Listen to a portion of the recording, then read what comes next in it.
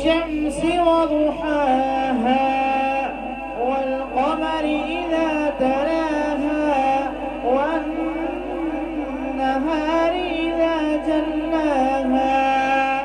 والليل إذا يغشاها والسماء وما بناها والأرض وما طحاها ونفس وما سواها فألهمها فجورها وتقواها قد أفلح من زكاها وقد خاب من دساها كذبت ثمود بطغواها إذ انبعث أشقاها